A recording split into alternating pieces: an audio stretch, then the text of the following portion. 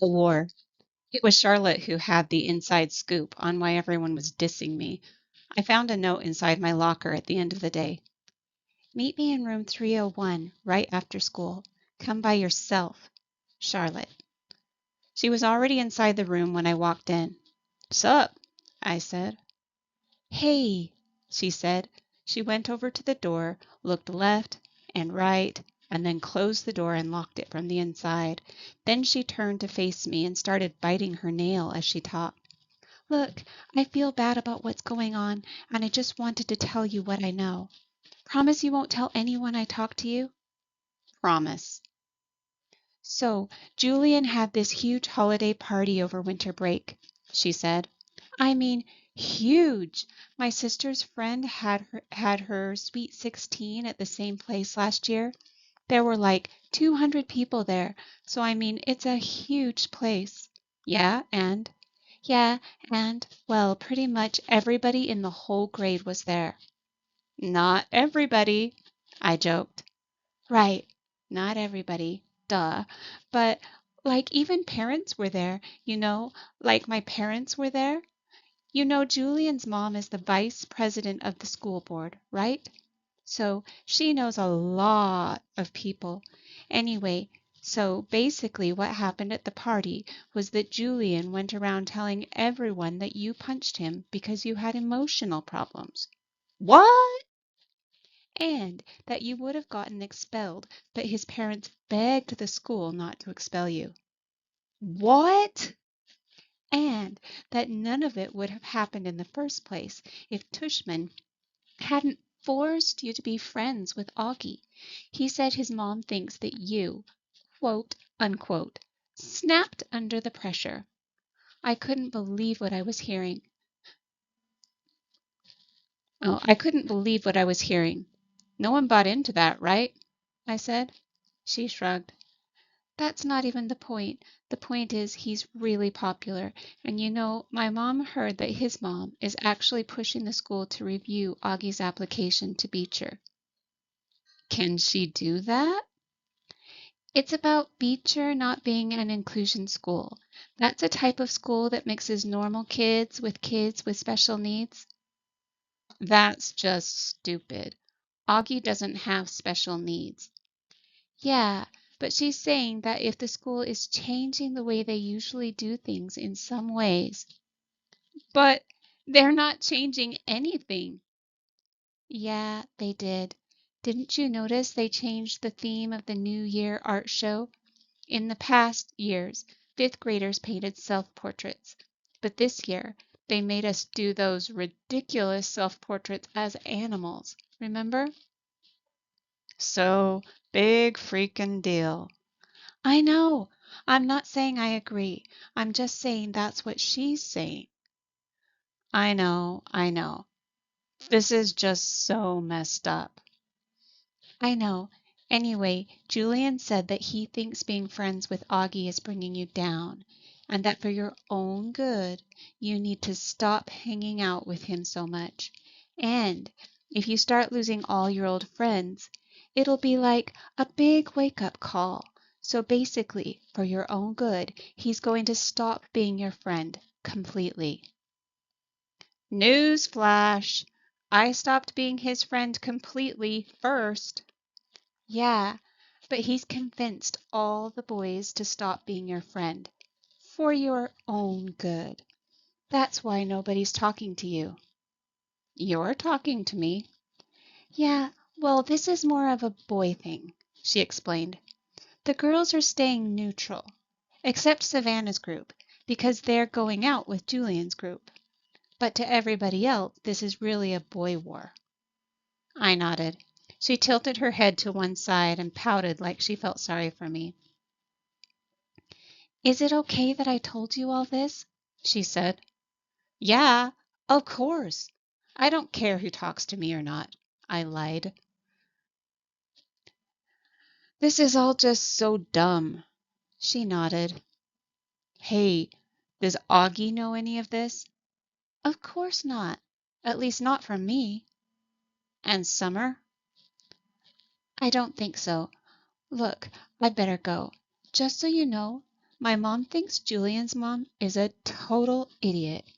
She thinks she said she thinks people like her are more concerned about what their kids' class pictures look like than doing the right thing. You heard about the photoshopping, right? Yeah, that was just sick. Totally, she answered, nodding. Anyway, I better go. I just wanted you to know what was up and stuff. Thanks, Charlotte.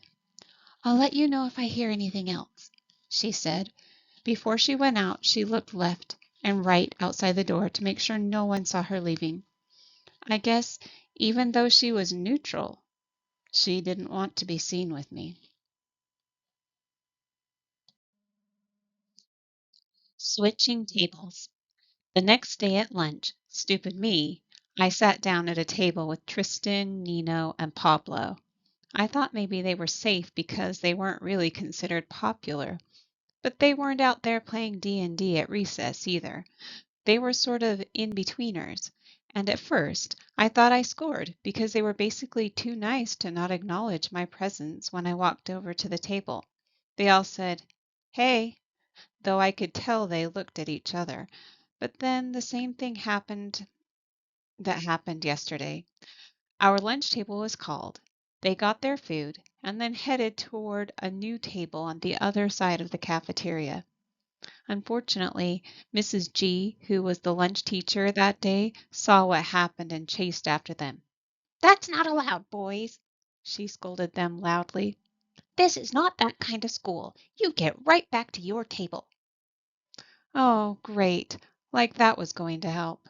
Before they could be forced to sit back down at the table, I got up with my tray and walked away really fast.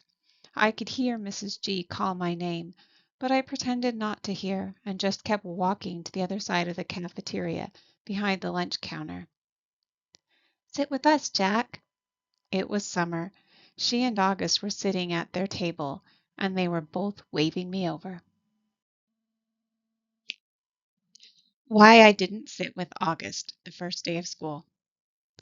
Okay, I'm a total hypocrite. I know. That very first day of school, I remember seeing August in the cafeteria. Everybody was looking at him, talking about him. Back then, no one was used to his face or even knew that he was coming to Beecher, so it was a total shocker for a lot of people to see him there on the first day of school. Most kids were even afraid to get near him. So, when I saw him going into the cafeteria ahead of me, I knew he'd have no one to sit with, but I just couldn't bring myself to sit with him. I had been hanging out with him all morning long because we had so many classes together, and I guess I was just kind of wanting a little normal time to chill with other kids. So when I saw him move to a table on the other side of the lunch counter, I purposely found a table as far away from there as I could find. I sat down with Isaiah and Luca, even though I'd never met them before, and we talked about baseball the whole time, and I played basketball with them at recess.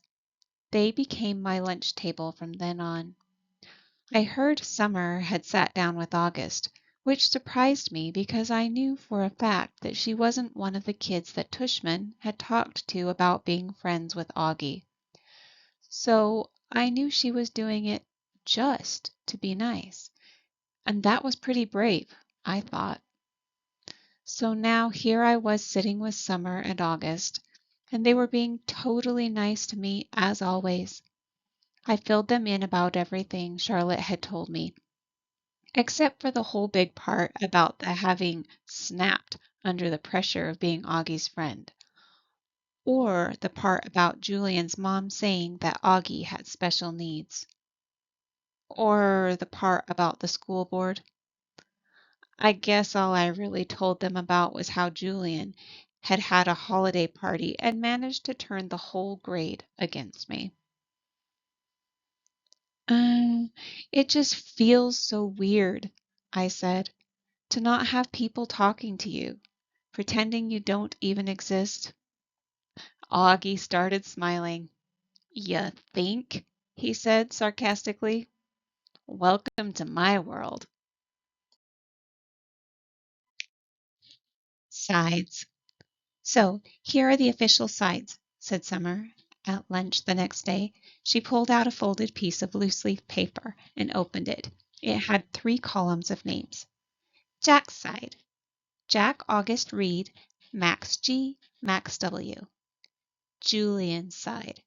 Miles Henry Amos, Simon Tristan Pablo, Nino Isaiah Luca, Jake Toland Roman, Ben Emmanuel Zeke Tomaso. Neutrals. Moloch, Remo, Jose, Leaf, Ram, Ivan, Russell. Where did you get this? Said Augie, looking over my shoulder as I read the list. Charlotte made it, Summer answered quickly. She gave it to me last period. She said she thought you should know who was on your side, Jack. Yeah, not many people, that's for sure, I said. Reed is, she said, and the 2 Maxes. Great, the nerds are on my side. Don't be mean, said Summer. I think Charlotte likes you, by the way. Yeah, I know. Are you going to ask her out? Are you kidding? I can't, now that everybody's acting like I have the plague. The second I said it, I realized I shouldn't have said it. There was this awkward moment of silence. I looked at Augie. It's okay, he said. I knew about that. Sorry, dude, I said. I didn't know they called it the plague, though, he said. I figured it was more like the cheese touch or something. Oh, yeah, like in Diary of a Wimpy Kid? I nodded. The plague actually sounds cooler, he joked. Like someone could catch the Black Death of ugliness.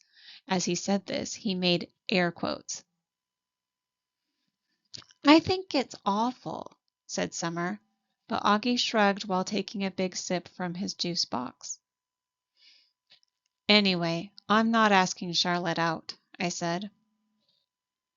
My mom thinks we're all too young to be dating anyway, she answered. What if Reed asked you out? I said. Would you go? I could tell she was surprised. No, she said. I'm just asking, I laughed. She shook her head and smiled. Why? What do you know? Nothing. I'm just asking, I said. I actually agree with my mom, she said. I do think we're too young to be dating. I mean, I just don't see what the rush is. Yeah, I agree, said August, which is kind of a shame, you know, what with all those babes who keep throwing themselves at me and stuff.